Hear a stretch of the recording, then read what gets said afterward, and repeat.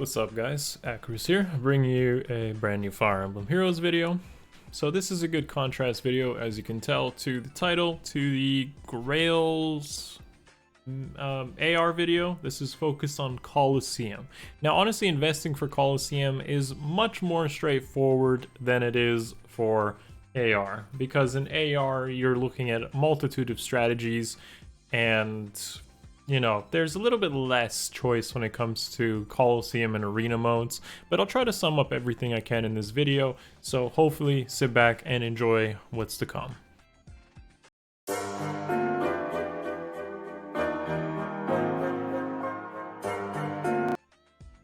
Alright guys, so as you can see, there's quite a lot of Grail units now up until 2021, lots of choices, but realistically it's not that crazy in how you have to approach this when it comes to Coliseum or arena investments.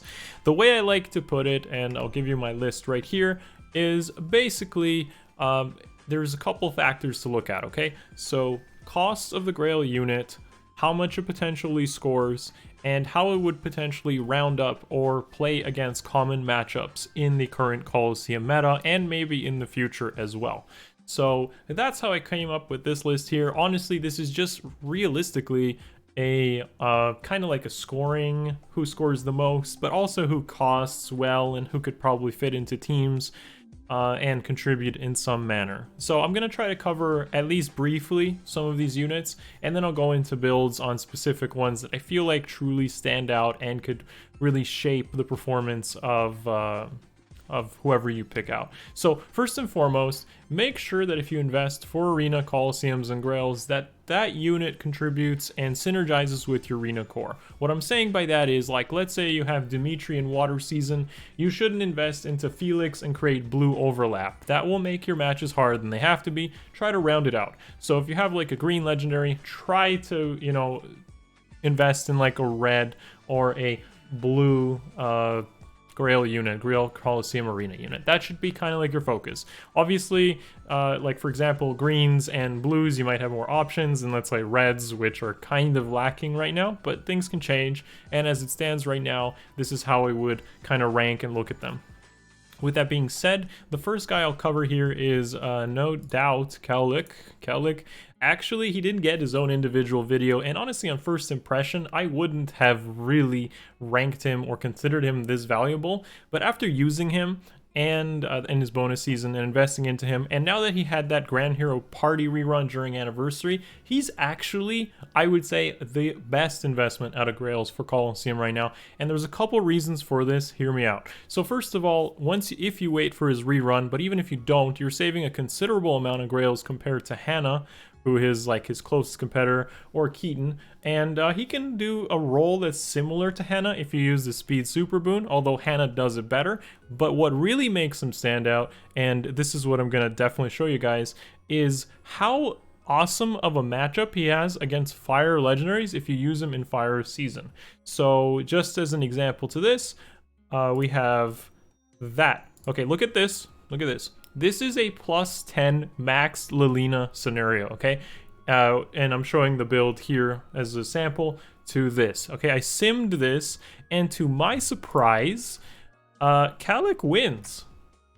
Okay, he barely wins at 1, but that's crazy, okay? The fact that you have one of the highest attack red units in the game with an AoE special and winning that matchup is insane. If you have Brave Edelgard to fodder to Caellach, and that this is even possible in the first place, is crazy.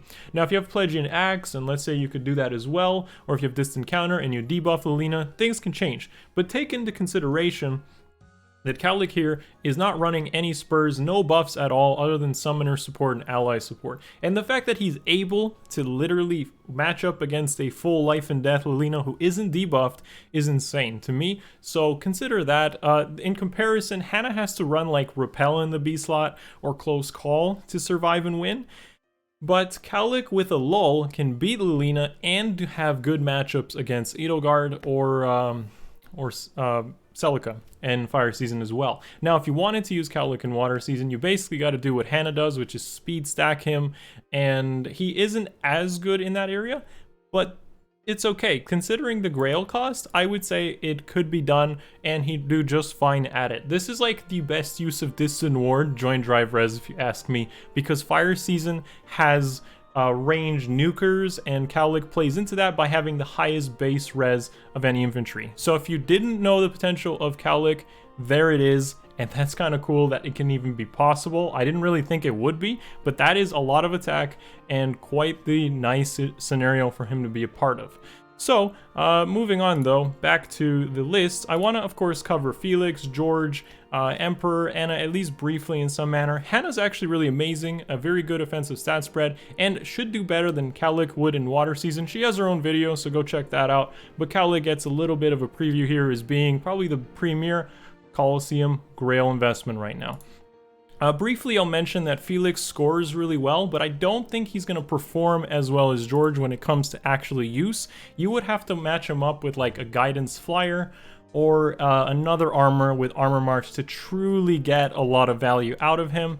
I personally think George would be the way to go if you can afford that score hit. So the difference here is Felix scores 2 unit score more than George, so if you're making up for it with like high scoring legendaries or other units that can inflate your score a little bit more, George is the better investment. Plus he's significantly less Grails because of his party which just happened and rerun coming. So he is definitely a good option, and his bow is supportive in nature, plus he can run like Deadeye and he can be speed stacked. He's basically like your F2P Crom option, and he's pretty good at doing that considering Deadeye can make him a good matchup versus Dimitri. He can cut through that speed reduction if he doesn't outspeed already, considering some sort of support.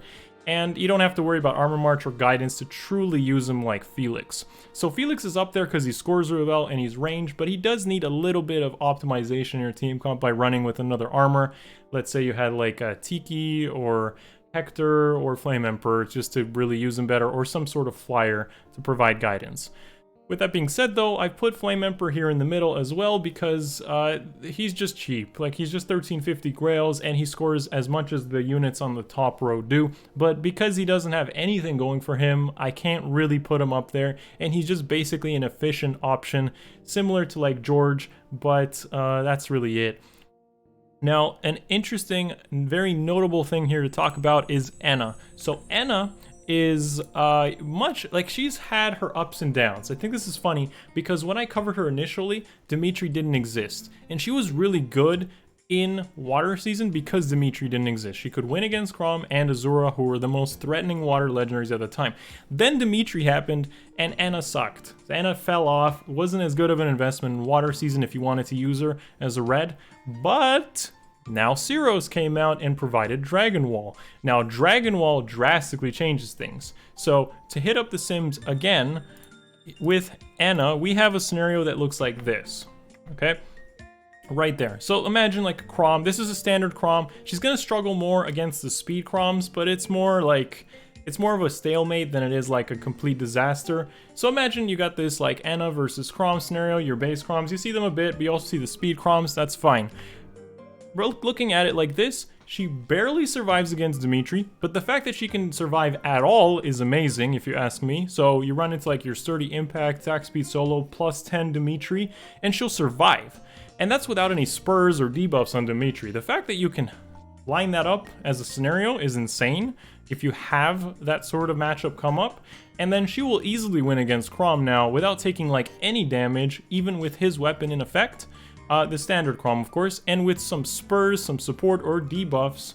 Well, it's hard to use debuffs because of Crom's weapon, but generally speaking, if you were to tilt the matchup in Anna's favor with a little bit of support, she wins decisively against standard Croms and can compete against the speed Croms. So as I said, she's had an up and downhill battle here. You don't really want to match her up against Crom, and you got to be careful of Ruptured Sky, but I'm not much for foddering Siros or Mythics in general, but Siros isn't going to be the best long-term investment because there will be 7-slot Mythics that are going to outperform her and want to enable that slot anyways.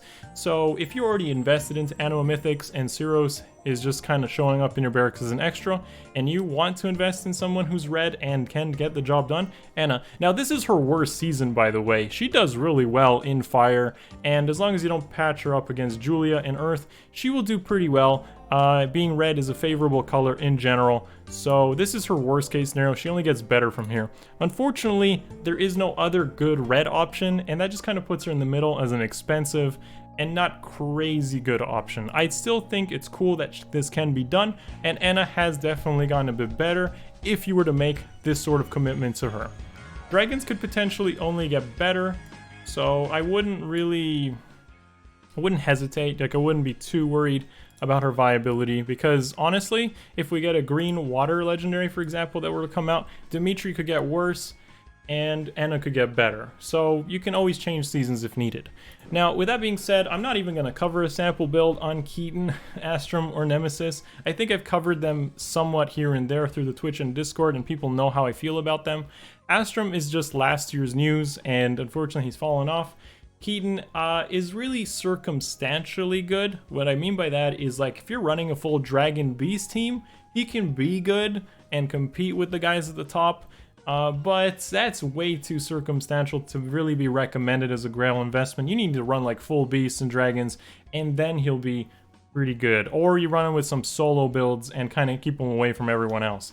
Nemesis is literally held back by being last year's news, and that's unfortunate for him because he could definitely have been up there. And finally, the last thing I want to cover in today's video is the potential cav and flyer options. These are always ignored because infantry and armor score more, but I will definitely give you the due diligence in this video. And that will be in the form of Petrine. Okay, so Petrine is interesting to me, and I've covered Petrine plenty of times, but Petrine is basically a cav unit that scores as much as the dual units of the past. So you will take a pretty decent score hit here, and that's why I wouldn't recommend anyone investing into the cavs or flyers, because you will usually take a score hit, they won't last as long. But the interesting thing about Petrine is you aren't like, you basically get the mobility of a cav, but you also get essentially hitting res and physical through her Flame Lance.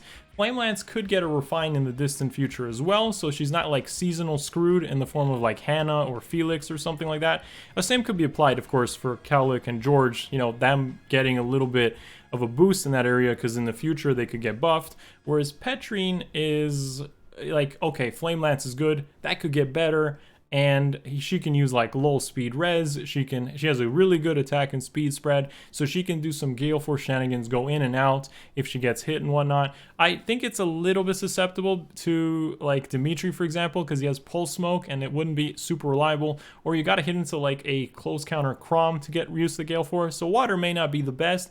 But the idea of that existing, the fact that you can have some high mobility unit like Petrine invested and score okay, is a good substitute for an otherwise good arena core. So I feel that's an honorable mention here, but you should definitely look at some of the higher tiered options, and if you haven't already invested for this year for them, you probably should, or you could be patient and wait, and there could be better options in the future, especially red. Red is a little bit lacking right now. We could get a good red option, but even if we did get one, I don't see it fitting into water season right now. It'd be really difficult, and Anna is pretty good in water season with the hard investment into that. So hopefully you guys learned something from this, maybe gave you some direction as always. These are definitely my opinion, and if you feel like you disagree, you know, feel free to let me know in the comments below. I'll read and answer what I can when I always have the time. Continue the Discord and Twitch discussions if you want to, more live, more reactionary. Give the video a thumbs up, sub to the channel if you haven't already. Much love, guys. I'll see you in the next one. Peace.